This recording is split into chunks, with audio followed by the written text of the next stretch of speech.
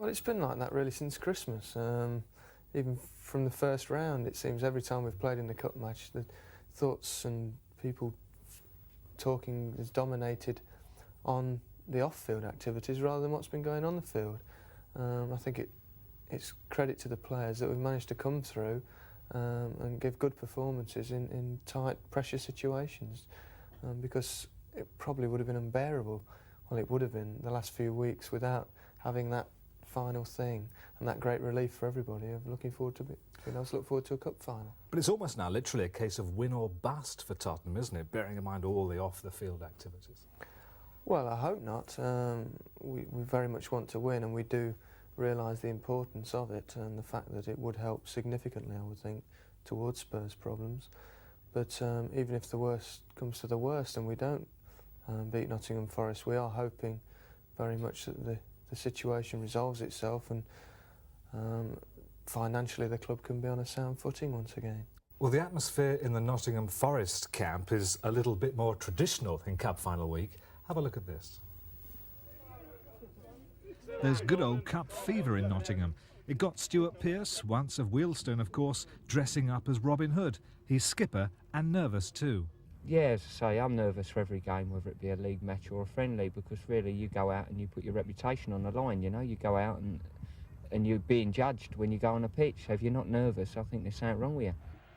Forest's Wembley record is good. Nigel Clough got a couple against Luton in the Littlewoods final a couple of years ago. Spurs' strengths? Gary Lineker's record goal scoring over the last 10 years is absolutely phenomenal. And obviously Paul Gascoigne, he's just really starting out in his career. When you think he's only 24, he's got another 5 to 10 years left in him. And I just hope that he doesn't produce his best on the day. Nigel's worried, eh?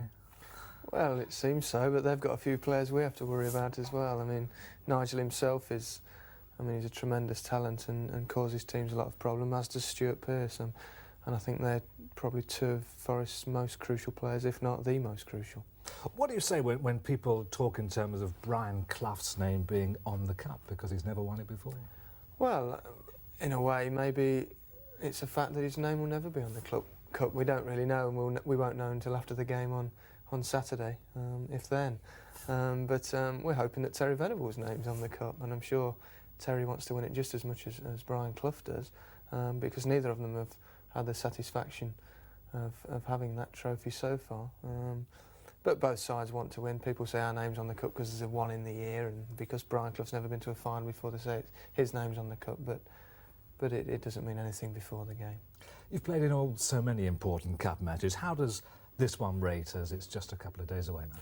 Well, the most important because it's the next one. It's I've played in a cup final in '86. Unfortunately, having scored the first goal, ended up on the losing side in the Merseyside final.